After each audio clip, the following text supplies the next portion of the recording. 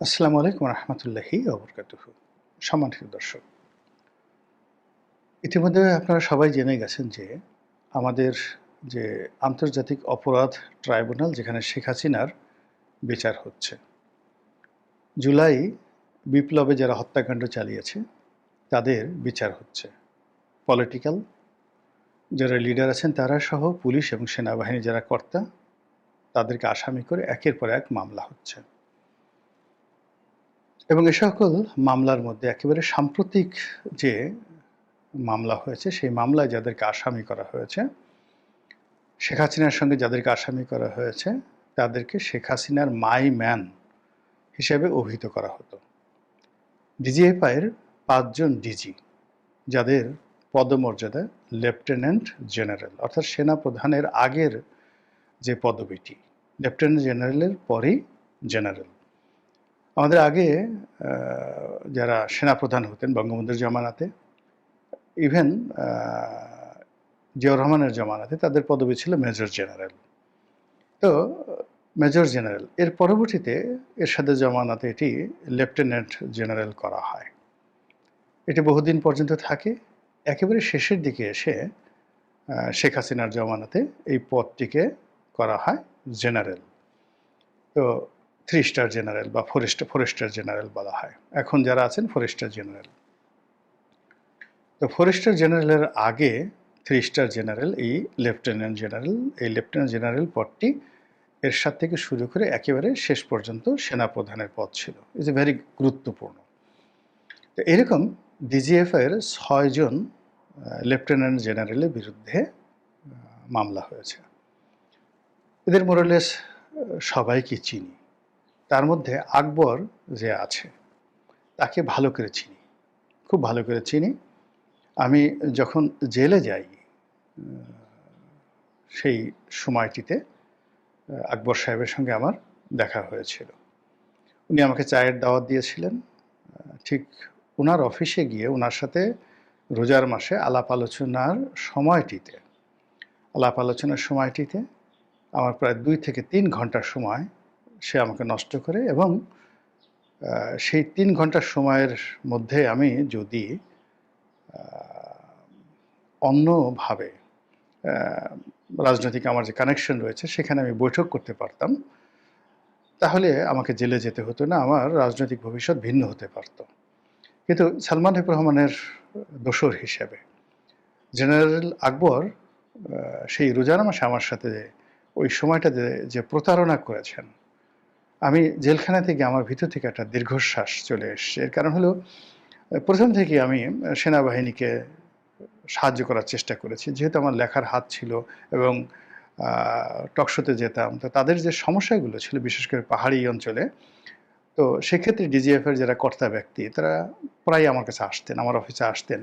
আমি যেন তাদের পক্ষে কথা বলি, পাহাড়িদের সমস্যাগুলো সমাধানের দেশের পক্ষে কাজ করি, এটা তাদের একটা অনুরোধ ছিল। এজন্য আমি তাদেরকে বিশ্বাস করতাম। ফলে আমার ক্রিটিক্যাল মোমেন্টে যখন তারা আমাকে ডাকলেন, আমি ধারণা করলাম যে হয়তো একটা নেগোসিয়েশনের জন্য তারা আমাকে নিমন্ত্রণ জানাচ্ছেন। আদারওয়াইজ আমি কিন্তু ওইবারই প্রথম জীবনে একবারই আমি ডিজিএফআই অফিসে গেছি, আর কক্ষনো আমি যাইনি। তো আকবর সাহেবের ওখানে গেলাম, গিয়ে দেখলাম রোজার মাসে তিনি দিদারসে ধুমসে সিগারেট টানছেন। কি নামাজ কালাম রোজা সব বাদ, শুধু সিগারেট টানছেন। তো আমি ঢোকার সঙ্গে সঙ্গে বললাম যে এসব বাদ দেন, আমি রোজা আছি, আপনার সিগারেট টানান। তখন সে সেটা বন্ধ করল। পরে শুনলাম যে সে, যাকে বলা হয় শুধু সিগারেট না, গাঁজা, রীতিমতো গাঁজায় আসক্ত ছিলেন।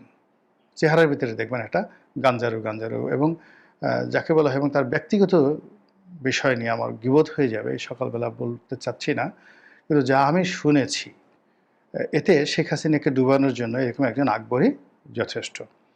পরবর্তীতে অন্যান্য যারা আসছেন তারা সবাই শেখ হাসিনার মাইম্যান ছিলেন, এবং তারা যে অপকর্মগুলো করেছেন ডিজিএফআইকে ব্যবহার করে, তাতে করে সেনাবাহিনী বিতর্কিত হয়েছে, এবং এই সমস্ত লোকের শাস্তি হওয়া উচিত, এবং এই সমস্ত লোকের দৃষ্টান্তমূলক শাস্তি হওয়া উচিত, আমি এটা মনে করি। কিন্তু সমস্যাটা হয়ে গেছে সময়টা অনুকূলে নয়। যদি একটা রাজনৈতিক সরকার, অর্থাৎ বিএনপি সরকার ক্ষমতায় এসে, বা ভবিষ্যতে যদি জামাত সরকার ক্ষমতায় এসে কাজটি করতেন, তাহলে আজকে যে সমস্যাটা তৈরি হয়েছে সেই সমস্যাটা তৈরি হতো না।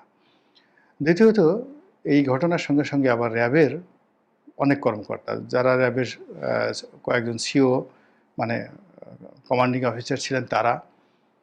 এর মধ্যে র্যাবের একজন এডিসিকে দেখলাম, আমি ব্যক্তিগতভাবে তাকে চিনি। আ একেবারে পাষণ্ড হয়ে গিয়েছিলেন, অমানুষ।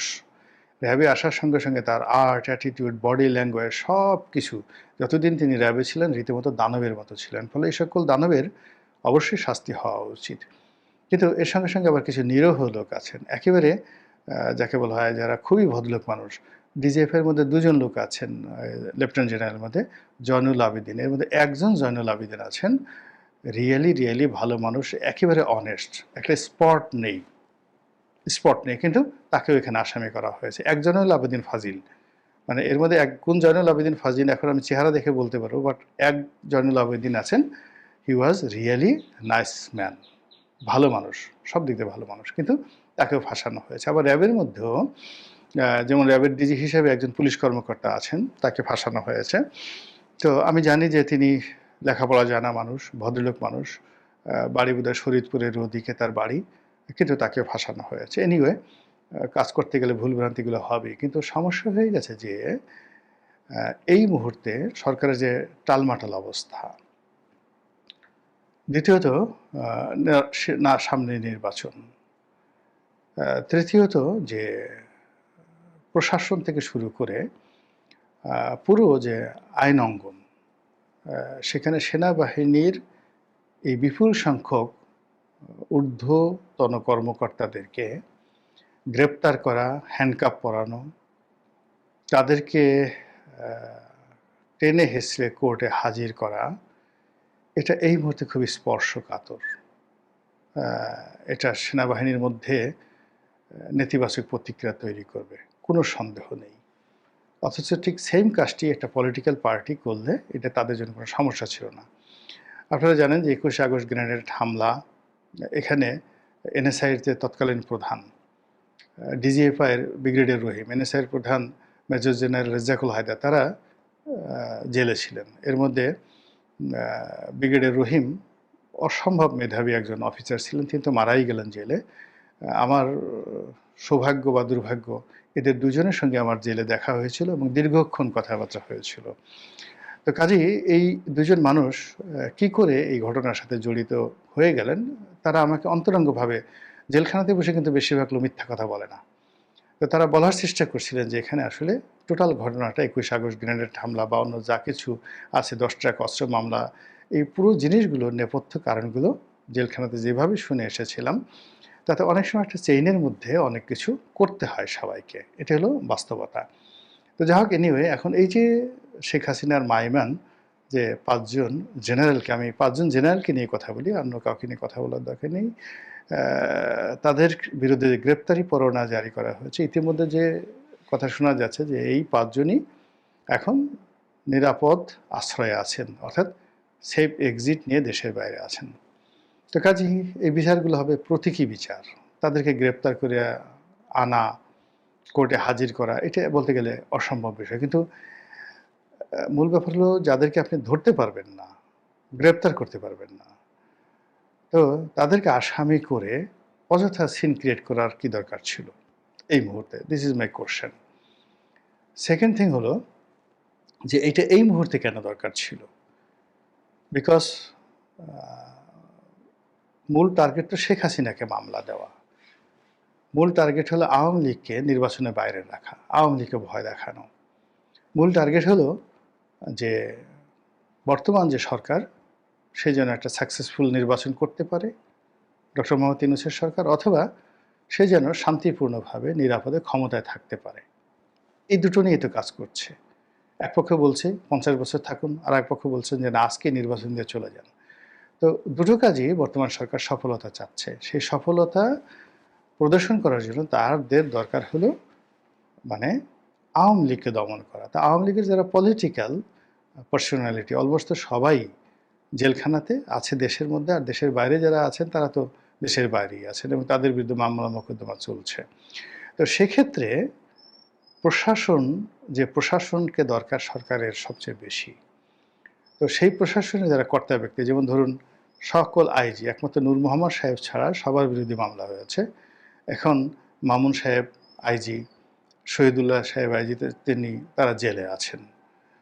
এর বাইরে অন্যান্য যে সকল খুব পাওয়ারফুল লোকজন ছিলেন, আসাদ আছেন, তারপরে বেনজির আছেন, জাভেদ পাটোয়ারি, শুধুমাত্র হাসান মাহমুদ সাহেবের বিরুদ্ধে বোধহয় মামলা হয়নি, তো আইজি, আর সবার বিরুদ্ধে তো মামলা, এবং অসংখ্য পুলিশ ইন্সপেক্টর, অসংখ্য SP, DIG, additional DIG, additional IG, মানে জেলখানা এখন পুলিশে ভরপুর। মূল ব্যাপার হলো যে তাদের বিরুদ্ধে মামলা করে তাদেরকে তারা পালিয়ে যেতে পারতো না, বা তাদেরকে গৃহবন্দী করে রাখা হতো, বা যাকে বলা হয় তাদেরকে একটা চাপের মধ্যে রাখা হতো। কিন্তু দৃশ্যমান কি হতো, যে পুলিশের মধ্যে মনোবলটা ফিরে আসতো বা থাকতো। কিন্তু এই যে পুলিশের এত কর্মকর্তা চাকরিচ্যুত, এত কর্মকর্তা যাকে বলা হয় জেলের মধ্যে, আর যাদেরকে এনে প্রতিস্থাপিত করা হয়েছে তারা তো আসলে গত 15 বছর কমান্ডেই ছিলেন না। তো 15 বছরের কমান্ডে না থাকার কারণে এদের কারো শরীরে ডায়াবেটিক্স, কারো হার্টে প্রবলেম, কারো করোনারিতে ইনফেকশন হয়েছে, কারো যাকে বলা হয় বলতে গেলে অনেকের মানসিক ভারসাম্য পর্যন্ত নষ্ট হয়ে গেছে। তো এই 15 বছর দেশের বাইরে থেকে এই সমস্ত লোকদেরকে কাউকে প্রমোশন দেওয়া হয়েছে, কাউকে ভূতাপেক্ষা প্রমোশন দিয়ে তারপরে রিটায়ার্ড করানো হয়েছে, কাউকে কমান্ড দেওয়া হয়েছে, বড় বড় পদ পদবি দেওয়া হচ্ছে, কিন্তু কোনো অবস্থাতে পুলিশ ভালো করতে পারছে না। একই অবস্থা সিভিল সার্ভিসে, সেখানেও কে পোস্টগুলোতে তাদেরকে এনে বসানো হয়েছে গত 15 বছর, যারা যাকে বলা হয় কোনো কমান্ডেই ছিল না। আমি এখন একজন লোক সচিব হয়ে গেছে, অথচ এই 1 বছর আগে তিনি ডিপটি সেক্রেটারি ছিলেন না, সিনিয়র সহকারী সচিব এই পর্যন্ত, অর্থাৎ এডিসি র্যাঙ্কে যেই লোক ছিলেন, এবং বিএনপি করার কারণে, জামাত করার কারণে তাকে 15 বছর ধরে কোনো প্রমোশনই দেওয়া হয়নি। অথচ এই 1 বছরের মধ্যে যখন তাকে এখন একটা গুরুত্বপূর্ণ মন্ত্রণালয়ের সচিব করে দেওয়া হয়েছে, তিনি কাজ করতে পারছেন না। তার সেই বিশ্বাসই নেই, কনফিডেন্সই নেই।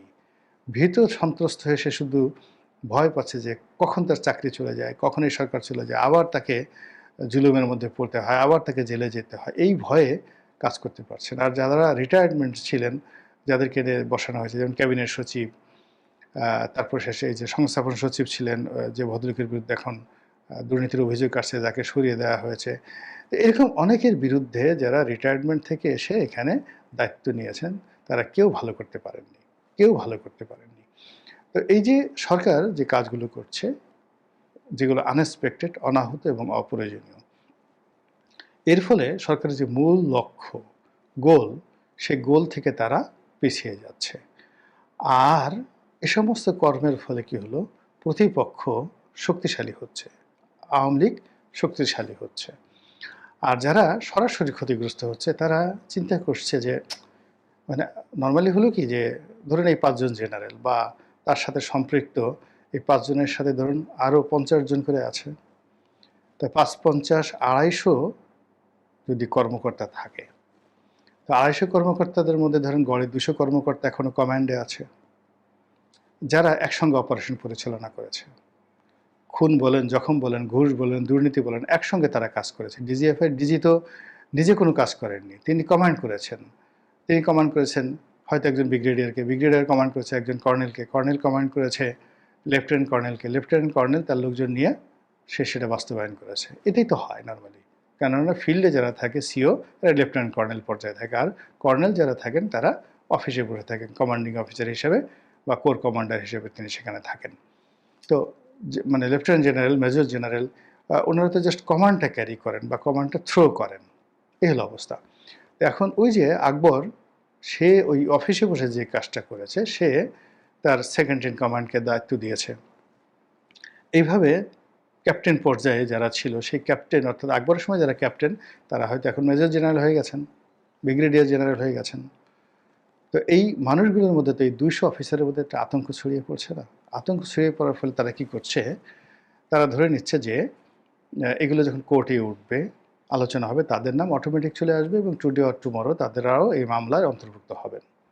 ফলে কি হচ্ছে, তারা যার যার অবস্থান থেকে ফ্রাস্ট্রেশনের পরিবর্তে নিজেদেরকে এই কনস্পিরেসির অংশ করে ফেলবে তারা, এবং তারা চিন্তা করবে যে গেছি তো, আমাদের গায়ে আওয়ামী লীগের সিল সাপ্পর, নৌকার সিল সাপ্পর লাগানো হয়ে গেছে, আমরা জেলে যাব, জেলে যাওয়ার আগে দেখি কি করা যায়।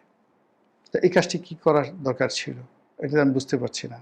আবার এই যে এখন এই ৫ জনকে করা হলো, এই ৫ জনকে করা হলে এটা এখানে থেমে থাকবে না। এরপর দেখবেন যে সেনাপ্রধান যারা ছিলেন তার আমলে, জেনারেল আজিজ বলেন, তারপরে শেষে অন্যান্য মানে অন্যান্য যারা জেনারেল ছিলেন, ইনক্লুডিং আইকেবি, ইকবাল করিম ভূঁইয়া, এরা কেউ বাদ যাবেন না। এর কারণ হলো শেখ হাসিনা কৌশলে যে কাজটি করেছেন, প্রত্যেকটা লোককে ফাইন্যান্সিয়ালি করাপ্ট করে দেওয়ার জন্য সে সকল সুযোগকে অবারিত করে দিয়েছে। ইকবাল করিম ভূঁইয়ার মতো একজন প্রফেশনাল কর্মকর্তা, যার সুনাম সুখ্যাতির শেষ ছিল না, কিন্তু তাকে এত অবাধ স্বাধীনতা দেওয়া হয়েছে, বিশেষ করে ক্যান্টনমেন্টের পূর্ত কাজ করার জন্য।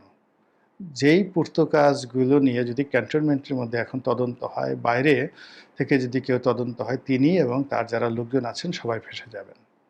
এরপরে যে কাজটা করেছে, রিটায়ার করার পর, আমি শোনা কথা সত্য মিথ্যা, শেখ হাসিনা তাকে একটা বিদ্যুৎ প্ল্যান্ট স্থাপনের অনুমতি দিয়েছেন।